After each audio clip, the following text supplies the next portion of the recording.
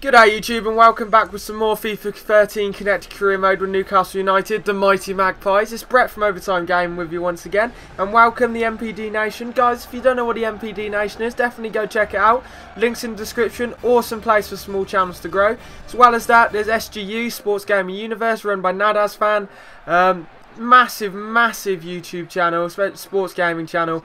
Every single sport you could think of, UFC, FIFA, baseball, American football, everything's over there. Definitely go check it out, guys. Links in the description as well. One of my videos, the Wigan game, is up there as well, so go check that out and leave your support for that over there as well.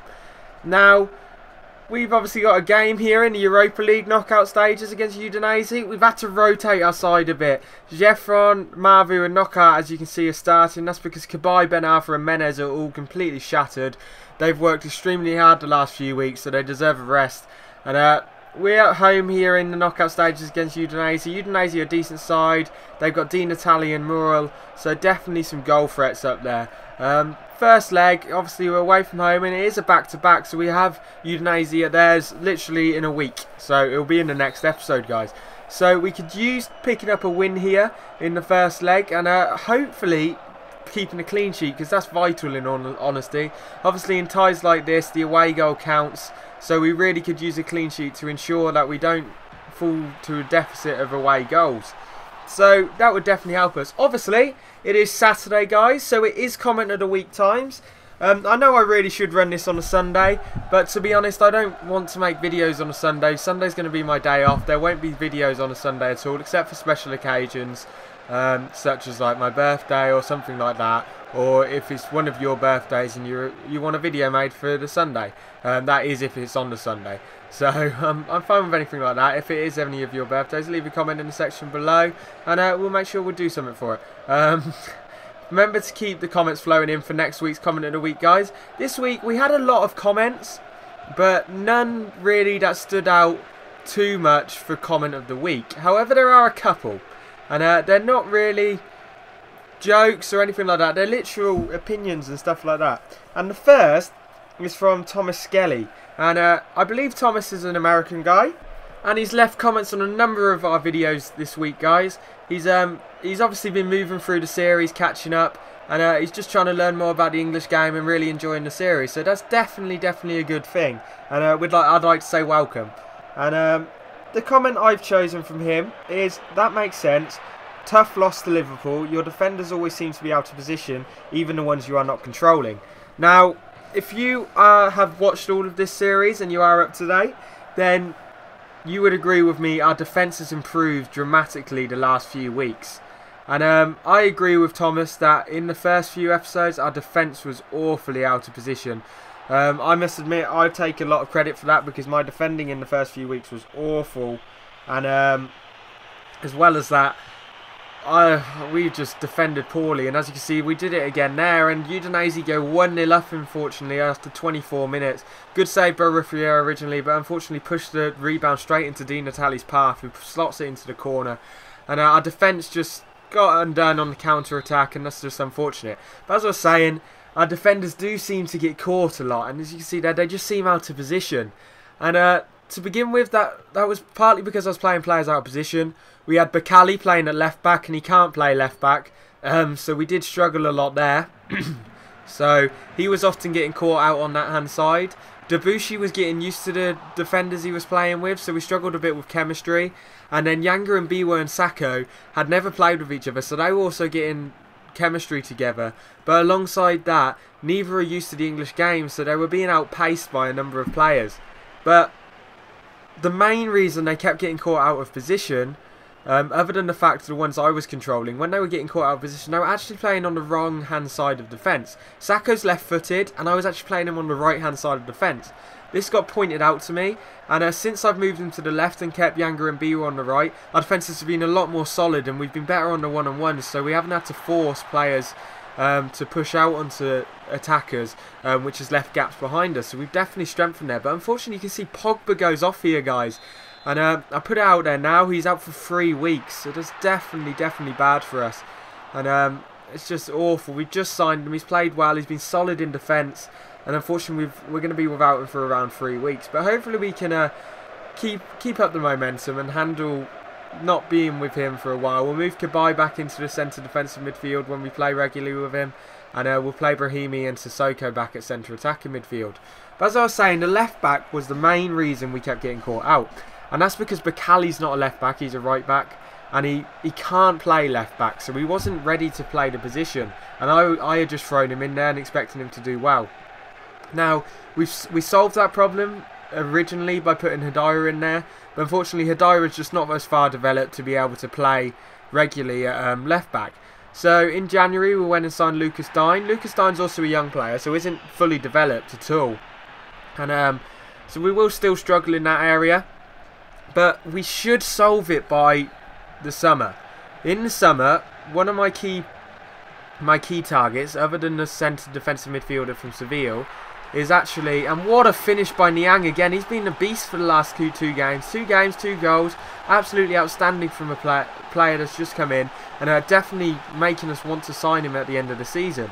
Now, as I was saying, we're looking as a main target for Ali Sissoko. Ali Sissoko is a 25-year-old from Valencia, I believe. He's a left back, and he's very, very talented. And he's going to be my main target. I'm going to look to rotate him and Digne and loan out Haidara. That will allow Haidara to develop whilst getting full game experience, and it will also allow Digne to get first team experience but not have the pressure of playing week in, week out. And Sissoko is a first team player that's been like that for many years, so has the experience in that sort of position. So that was definitely going to be one of our main targets. Now, there's the first comment of the week. We've got 3 today, guys. The second is actually from Thomas Skelly again, and this one is on the West Ham video, and it is, if Aliadiare keeps scoring at this pace, it will be hard to loan him out. Now, of course, if we all remember back in the early parts of this series, Aliadiare was in great form. He was coming off the bench and he was just a goal scoring machine, but we all know he dropped off dramatically, and he hasn't scored in a number of games now, and Jeffron and Menez took over his position. Now, we have solved all the striker issues we've had by bringing in Niang, and of course we can rotate him with Jeffron. So that definitely gives us more depth at the striker position with Henry in the reserves and Aliadiare on the bench. But obviously, I realised for some Americans they might not understand the transfer system, and that's because obviously in America in their sports they have trading and stuff like that, and free agency. I understand that because I follow a lot of American sports. I'm a big Ravens fan in American football. I'm a Winnipeg Jets fan in hockey. I'm a Toronto Blue Jays fan in baseball, and I'm a Toronto Raptors fan in the NBA. So I really love my American sports. I follow all sorts of college sports as well. But of course, it's the same for a lot of British people and European people when it comes to American sports. We don't have a full understanding of their sports because we're not around it all the time. And of course, it's the same in soccer, or football as we call it, in America. And that's because they're not brought up around it. Obviously, soccer in America, or football, is a growing sport in America. They don't see it as one of their top sports, even though it is the top sport in the world. But they don't see it that way. But of course, even in the MLS, you'll see they sign a lot of free agents and they trade between each other a lot. So they're still not fully aware of the transfer way. And I thought I'd explain it a bit. Basically, for anyone that doesn't know, a transfer is when a team buys a player for a certain amount of money. For example, I sold a couple of players in this series to other clubs for 2 million. And that 2 million goes straight to the new club. Once the new team and the player have agreed a contract, then that 2 million will go to the old club that was selling the player, and they will do whatever they want with it, and they will lose control of the player. And Jeffron just there scores an absolute gorgeous goal, and puts us up 2-1. Absolutely beautiful. But as I was saying, the old team loses control of the player and he's no longer part of their club whatsoever. Don't pay the wage bill, anything like that, but have received money for him. And whereas a loan is when you send a player to another club to develop and play week in, week out, to allow them to develop. The new club usually pays all their wages, although there are some agreements where they don't. And they have full control of what they want to do with that player. So if they want to play him week in, week out, they're allowed. And the old club really doesn't have any control of the player other than the fact they still own him. Now, of course, that differs slightly from deal to deal. The old club can recall usually the player back whenever they want, so they have complete control over him again, and they do receive the player back after the loan deals expires, which is usually a season, although there are some for like 18 months and stuff like that. So of course it depends on the deal. It would be much as if a team sending a player down to the minor leagues in baseball. I know it's slightly different because baseball clubs own their minor league teams and send their players all the time down to develop in the minor leagues, whereas a normal Premier League side doesn't own a lower league side but just uses them much like the minor leagues. And a perfect example of that is Newcastle and St Mirren. Newcastle have a long-lasting relationship with St Mirren and send a lot of their players on loan there, and Inman and I think is good are both on loan at St Mirren at the moment, so it's just a perfect example. Now the third comment of the week, I'm not too sure about. I was going to have 3, but I'm not sure if I'm going to now, and no, I'm not, because there wasn't 3 really that I wanted to pick. No offence to everyone that's left comments, it's just there wasn't a third that I could fully speak about the whole time. But I'd really like to thank everyone, and it's the 90th minute, guys, and Udinese tie it up. Merkel scores from the corner, and it was just awful. And or the throw-in, sorry. And all of a sudden they've got 2 away goals and now have a massive advantage over us. Rather than us going to their place with a 2-1 lead, they all of a sudden go up with a 2 away goal lead. Meaning that if it ends in a 0-0 draw or 1-1 draw, we go out, unfortunately. We had a chance there in the last minute to score, but unfortunately they get the ball away and just clear it out.